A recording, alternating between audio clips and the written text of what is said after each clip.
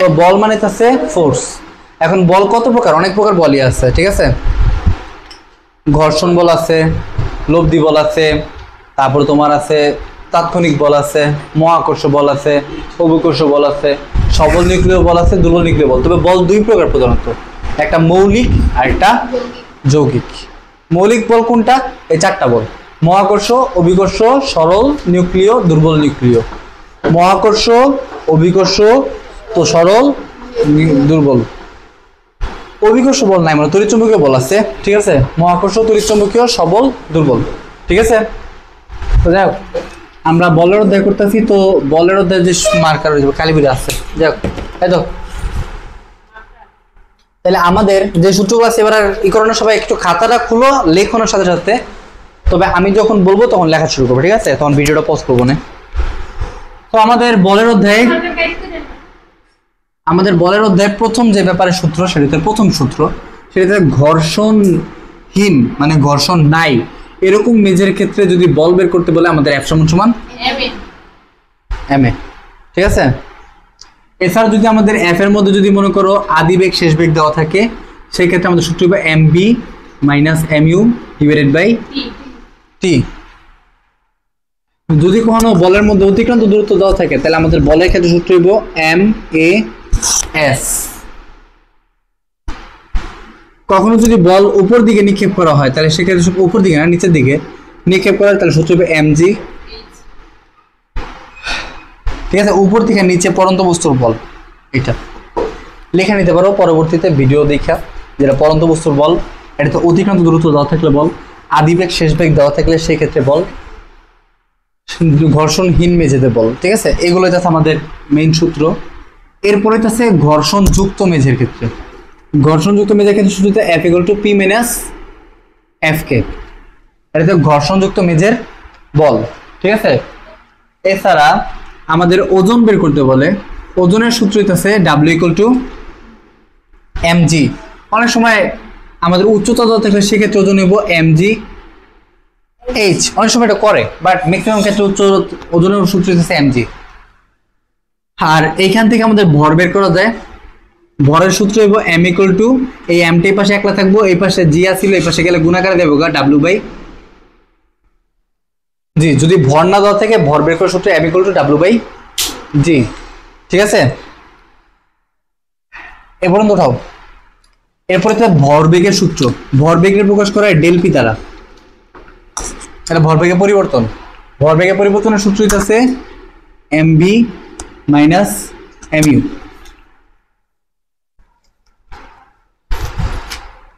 মানে ভরবেগের পরিবর্তনের অন্য সূত্র দেওয়া থাকে, সেটা ডেল পি = ft। এটা ভরবেগের পরিবর্তন, মানে ভরবেগের পরিবর্তন। আমি কিন্তু কথাগুলা মুখে বলতেছি, এখন অনেকেই সাথে সাথে লিখতে পারবে না, তো তাই বাসায় যে আরেকবার দেখবা ভিডিওটা, ঠিক আছে। দেখে সুন্দর করে ক্লিয়ার নোট করবা। ডেল পি = হচ্ছে ft, ঠিক আছে। এখানে f হচ্ছে বল, টি হচ্ছে সময়, আর এই চিহ্নটা বলা হয় ডেল। গোল্লা দিও না, গোল্লা বোঝানোর জন্য দিছি। মোট শক্তি আমরা গতি শক্তির যে আমরা পরের যে কোনো কাজ ক্ষমতা শক্তি, সেখানে আমরা পড়বো বিভব শক্তি প্লাস গতি শক্তি। বাট এখানে মোট শক্তি সমান ইকে সমান হাফ এম, মানে শুরুর দিকের গতি শক্তি হইব mu1² প্লাস হাফ mu2², আর শেষের মোট গতি শক্তি হইব half mv1² plus half mv2²। হ্যাঁ, দুটা বস্তু দেওয়া থাকলে গতি শক্তির সূত্র হইব, মোট শক্তির সূত্র হইব এটা। দুইটা ভরের, যে m1 m2 m1 m2, সেক্ষেত্রে আমাদের মোট সূত্র হইব, মোট শক্তি আমরা জানতাম mv² = হাফ mv²। এখানে মোট শক্তি সূত্র হইব = হাফ mu1 মানে m1u1² প্লাস m2u2², আর এখানে হইব half m1v1² plus half m2v2²। এগুলো অঙ্ক করে তো সময় আরো ভালো বুঝতে পারবা, বাট লেখা রাখো এটাতে মোট শক্তির সূত্র।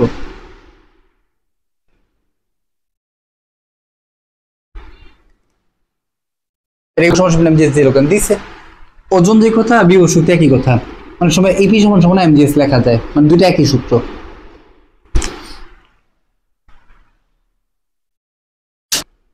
পি সমান সমান ডাব্লিউ বাই টি। পি দ্বারা বোঝাচ্ছে ক্ষমতা, ক্ষমতা সমান সমান কাজ বাই সময়, P equal to W by T.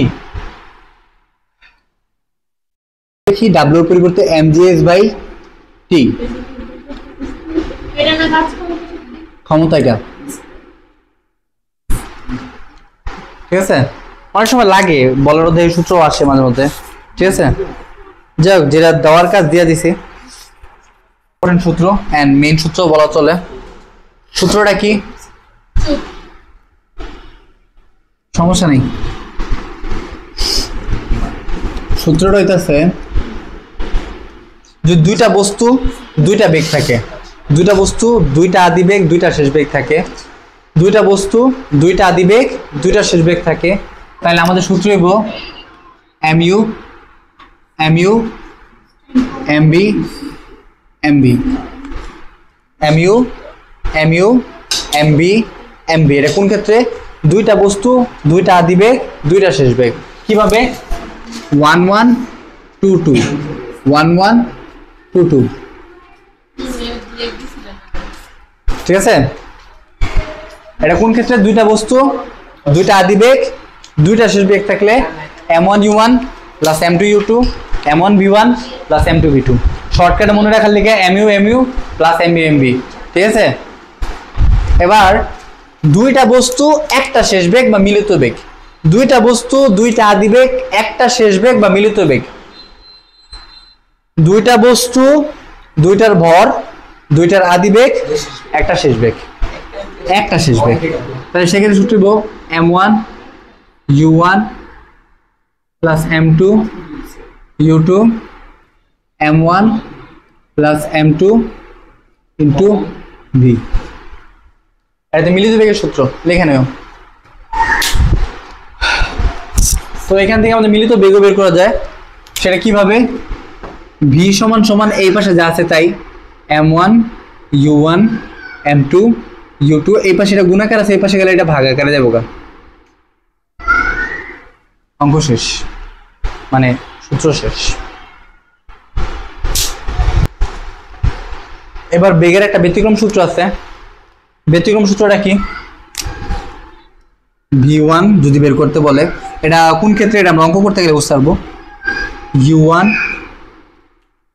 m1 minus m2 plus 2 m2 u2 divided by m1 plus m2।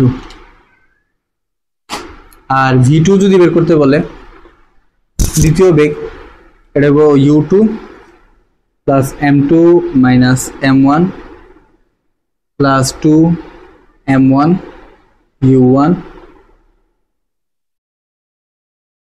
m1 plus m2।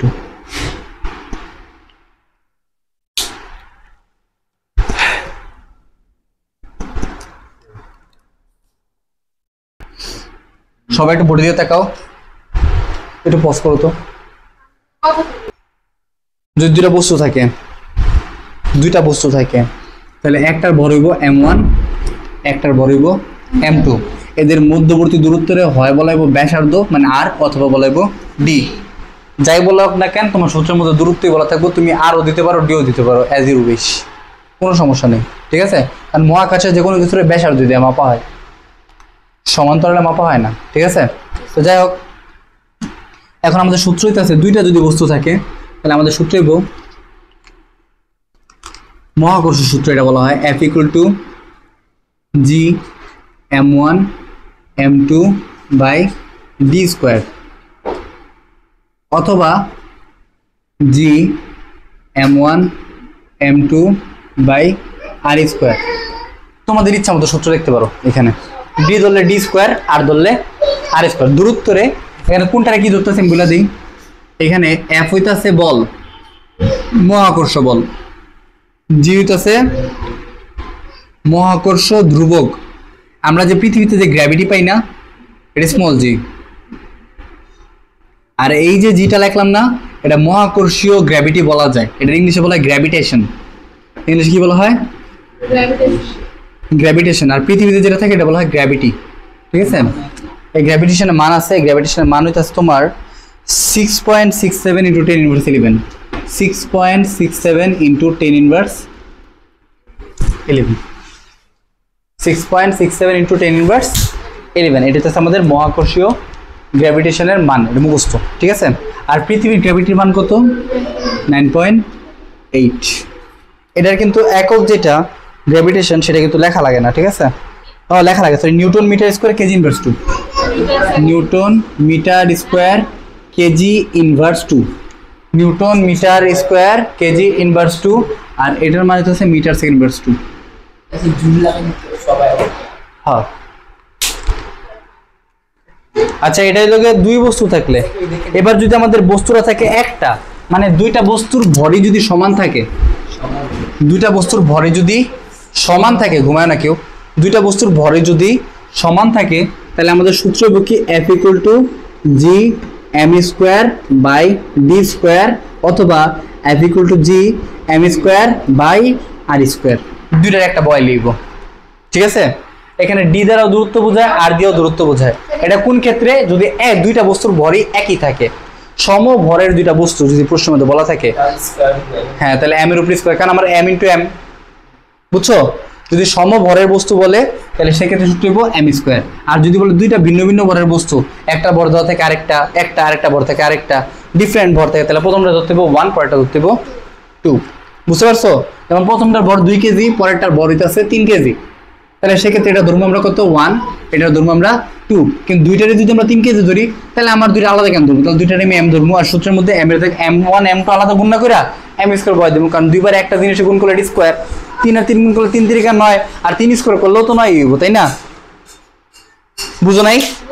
আচ্ছা, তাহলে এই হচ্ছে আমাদের মহাকর্ষ বলের সূত্র। উঠাও, মানে উঠায় দাও, পজ করে একটু। কোন একটা স্থানের অভিকর্ষ ত্বরণ যদি আমাদের বের করতে হয়, তাহলে সূত্র হবে G = Gm/r², G = Gm/r²। এখানে G এর মান তোমরা জানো, G হইতাছে, একটু আগে বলছি, মহাকর্ষীয় ধ্রুবক, m হইতাছে ওই গ্রহের ভর, এটা দেওয়া থাকবে প্রশ্নের মধ্যে, এবং ওই গ্রহের ব্যাসার্ধ। আর ব্যাসার্ধ মানে বুঝো, ব্যাসার্ধ মানে একটা জিনিস সেন্টার থেকে কতটুকু দূরে আছে। এখন ব্যাসার্ধ বের করলে পুরোটা জায়গা দূরত্ব এমনিতে বের করা যায়, 2 দিয়ে গুণ করলে, ঠিক আছে? তো আমাদের সবকিছুর ব্যাসার্ধই আমরা জানি। পৃথিবী থেকে যে কোনো দিকে দূরত্বই তোমার ব্যাসার্ধ, পৃথিবী থেকে যে কোনো দিকে দূরত্বই তোমার। মনে করো তুমি দৌড় দিলা, এখন তুমি কোন জায়গাতে দৌড় দিবা তুমি জানো, ধরো তুমি এখানে দৌড় দিছো, এখান থেকে দৌড় দিলে তোমার এই জায়গাটারে ঘুরিয়া তোমার এই সেন্টারই ধরাইবো, ধরার পর তুমি ধরো এই বরাবর দৌড় দিছো, তাহলে এটা তোমার ব্যাসার্ধ, ঠিক আছে? কারণ পৃথিবীর আমরা যে স্থানে বাস করি না কেন, আমরা পৃথিবীর মাঝখানে আছি, আমরা পৃথিবীর মাঝখানে আছি, উপরের অংশে মাঝখানে আছি। কিভাবে আছি? কারণ বৃত্তের কোনো নির্দিষ্ট অংশ নাই, বৃত্তের সবই কেন্দ্র। তুমি যেখানে দাঁড়াও না কেন বৃত্তাকার গোলাংশে, তুমি যেখানে দাঁড়াবে সেখান থেকে তোমার বৃত্ত শুরু, মানে তুমি যেখানে দাঁড়াচ্ছ সেটা তোমার কেন্দ্র, সেন্টার। আর এখান থেকে তুমি যেদিকে হাঁটা শুরু করবে না কেন, তুমি ব্যাসার্ধ বরাবর হাঁটবা, এবং তুমি যদি পুরো পৃথিবী ঘুরে আবার ওই জায়গায় আসতে পারো, তাহলে তুমি ব্যাস বরাবর আসতে পারবা। মানে বুঝো নাই? তুমি যদি পুরো পৃথিবীটা ঘুরে, এবার এই যে মনে করে এই যে পুরোটা ঘুরে আবার যদি আসতে পারো, তাহলে তুমি পৃথিবীর ব্যাস অর্জন করবা। কিন্তু এইটা কে করে ভাই? পৃথিবীর যে কোনো দিকে মানুষ হাঁটে আর শুক্রের ব্যাস অর্জন, ঠিক আছে? তো যাই হোক, তো পৃথিবী G = Gm/r², ঠিক আছে? এরপর এটা আছে কি, এরপর আমাদের আরেকটা সূত্র আছে, সেটা আছে কি লাস্ট সূত্র এই মহাকর্ষজনিত, সেটা আছে আমাদের এখানে লাস্ট সূত্রটা আছে গ্র্যাভিটি বের করেরই।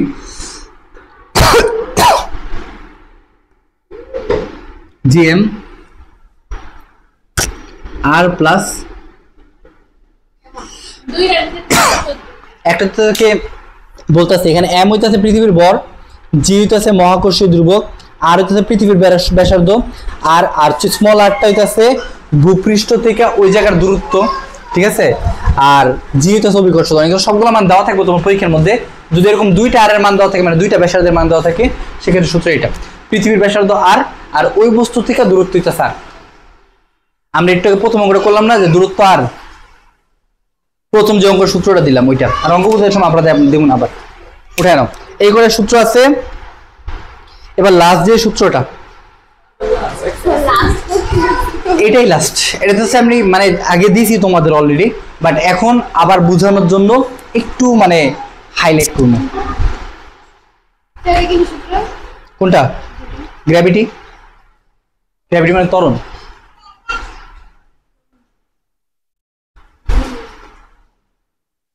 তো 20টা সূত্রের মতো মনে দেওয়া হয়েছে না, আরো বেশি?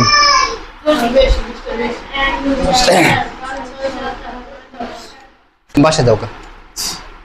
F equal to ma, তাহলে এইখানে আমরা জানি ঘর্ষণহীন মেঝেতে A equal to F/m, প্রথম সূত্র। দ্বিতীয় সূত্র আমরা জানি ঘর্ষণ যুক্ত মেঝে থেকে, যেটার মধ্যে বল প্রয়োগ করতেছে, চলমান বল আছে, সেক্ষেত্রে সূত্র মানে বলটা চলতেছে এখন স্টিল, ঠিক আছে, সেক্ষেত্রে সূত্র হবে F equal to P minus Fk। এইখান থেকে এর মান বের করবে কেমনে? F equal to ma সবসময় P minus Fk, m টা এই পাশে গুণাকার আছে, এই পাশে গেলে কি হইব? ভাগ আকারে, তাহলে P minus Fk ভাগ m। এই তো এটা ঘর্ষণ থেকে ত্বরণ বের করার সূত্র, এটা ঘর্ষণহীন মেঝে থেকে ত্বরণ বের করার সূত্র। ঘর্ষণ যুক্ত, সরি ঘর্ষণহীন, ঘর্ষণ যুক্ত। এবার বল বন্ধ করার পর ঘর্ষণ যুক্ত মেঝে থেকে ত্বরণ। বল বন্ধ করার পর মানে যদি কোনো বস্তুর মধ্যে বল বন্ধ করে দেয়, ঠিক আছে, তাহলে সেটা ঘর্ষণের জন্য কি হইব? ত্বরণটা কি হইব? কমতে থাকবো। আর ত্বরণ কমতে থাকলে সেটা আমরা কি বলি? মন্দন। ত্বরণ কমতে থাকলে সেটা আমরা কি বলি? মন্দন। তাহলে মন্দনের জন্য আমাদের সূত্র কি? মন্দনের জন্য আমাদের সূত্র রইতেছে F equal to, না সেটা সূত্র হইতেছে F equal to Fk। F equal to Fk, এখানে আমরা F রে F প্রাইম দিয়ে প্রকাশ করব, ঠিক আছে। Fk কি দিয়ে প্রকাশ করব? Fk এটা কোন ক্ষেত্রে? এটা তোমার ঘর্ষণ যুক্ত মেঝেতে কিন্তু বল বন্ধ করে দেওয়ার পর ত্বরণ। কেন? কারণ এখানে বল বন্ধ হয়ে গেছে গা, বল বন্ধ হয়ে গেছে গা, তাহলে ঘর্ষণের কারণে জিনিসটা কি স্পিডটা আস্তে আস্তে কমতে থাকবো, সেক্ষেত্রে ত্বরণ। এটা কিন্তু প্রশ্নের মধ্যে ভেরি মাচ ইম্পর্টেন্ট, যে কিছু দূর যাওয়ার পর বল বন্ধ করে দিল, একটা ঘর্ষণযুক্ত মেঝেতে সেটা এনে নিতে ছিল, সেক্ষেত্রে ত্বরণ বের করতে পারবা। বা সেক্ষেত্রে তোমার ত্বরণ কেন লাগবে? অতিক্রান্ত দূরত্ব বের করার জন্য তোমার ত্বরণ লাগতে পারে। F equal to ut plus half t square বের করার জন্য লাগতেই পারে, অথবা F equal to u plus b by 2 into t, অথবা b square equal to u square plus 2s, এই সূত্র দিয়ে তোমরা অঙ্ক করতে পারো। কিন্তু তোমার যদি বলে যে বল বন্ধ হয়ে গেছে গা, বল বন্ধ হয়ে গেছে মানে বল থামায় দিছে, ঠিক আছে, বল আর প্রয়োগ করতেছে না, এখন ঘর্ষণের কারণে কিন্তু জিনিসটা প্রতিনিয়ত স্পিড কমতে থাকবে, ডিক্রিজ হইতে থাকবে, ঠিক আছে। এই ডিক্রিজ যতটুকু হইব সেটা ডিপেন্ড করবে কিসের উপর? মেজের ঘর্ষণের উপর। এন্ড ঘর্ষণ যদি না থাকতো তাহলে সেক্ষেত্রে আমাদের ডিক্রিজের রেটটা অনেক কম হইতো, কম তো খুব কমে, ঠিক আছে, কিন্তু ঘর্ষণ থাকার কারণে ইয়ে হইব কি বেশি। এখন এটাতে আমরা সূত্র কি বের করবো? F equal to ma prime সমান সমান Fk, তাহলে a প্রাইম সমান সমান Fk ভাগ m, এটার মান সবসময় নেগেটিভ হবো। এইটা আমাদের তিনটা সূত্র। এটা হচ্ছে কি? ঘর্ষণযুক্ত মেঝেতে বল বন্ধ করার পর ত্বরণ। ঘর্ষণযুক্ত মেঝেতে বল বন্ধ করার পর ত্বরণ। ঘর্ষণযুক্ত মেঝেতে বল বন্ধ হওয়ার পর ত্বরণ। এই সবগুলো সূত্র 24টা সূত্র মনে হয়, এই 24টা সূত্র কালকে তোমাদের এই সূত্রগুলোকে দেওয়া হয়েছে। যাই হোক, আমার কিন্তু মেইন সূত্র এখানে এগুলো না, আমি মেইন সূত্র কিন্তু এই যে এটা মেইন সূত্র কিন্তু এই যে মার্ক করা গেল, আমি একটু নীল কালার দিয়ে মার্ক করি। নীল কালারটা হচ্ছে যে এটা হচ্ছে আমাদের প্রথম সূত্র, যেটা হচ্ছে ঘর্ষণহীন মেঝেতে ত্বরণ।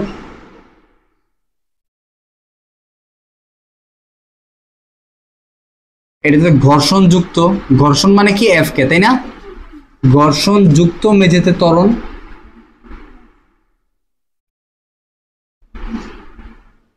আর এটা আছে ঘর্ষণ যুক্ত মেঝেতে বল বন্ধ হওয়ার পর ত্বরণ। এই তিনটা সূত্র ভেরি মাচ ইম্পর্টেন্ট। আজকে সবগুলো সূত্রের ক্লাস কমপ্লিট করলাম, কারণ সূত্র সবার কাছে লিস্ট অনুযায়ী থাকে না, তো এই জন্য আমি প্রত্যেকটা সূত্রে আলাদা আলাদাভাবে করে দিচ্ছি। তোমরা তারপরেও দু একটা মানে এক পেজ জায়গা রেখে নিও, কারণ যদি বাই এনি চান্স সামনে কোনো সূত্র পড়ে সেটার মধ্যে আমরা এটা লিখে দিব, ঠিক আছে। বাট সূত্র না পড়ার চান্স বেশি, কারণ আমি পর্যন্ত যতগুলো সূত্র দেখছি ম্যাক্সিমাম মধ্যে এই সূত্র দিয়ে করা যায়। হ্যাঁ, আমাদের একটা সূত্র আমরা মিস করছি, ভুলেই গেলাম আমরা, সেটা হচ্ছে R equal to mg। এই আরটা কি? এই আরটা কি? লব্ধি বল। R equal to, হ্যাঁ আমি এটাই বললাম, এইটা তোমার লাগবে কিসের জন্য? মিউকের জন্য। মিউকের সূত্রটা কি? মিউকে সমান সমান মিউকে কি বলা হয় বলো তো? মিউকে দ্বারা কি প্রকাশ করা হয়? উল্টা দিকে। এই মিউকে দ্বারা কি প্রকাশ করা হয়? পজ করো ভিডিও, দেখে দেখে পুরো। এটা সূত্র কি? এফ কে বাই আর, নাকি আর বাই এফ কে? এই সূত্র লাস্ট, এটা ঘর্ষণ সহগের সূত্র। না নাই কোনটা কোনটা? আচ্ছা লাগবে না, এই করে সূত্র দিয়ে আমরা মোটামুটি 90% অঙ্ক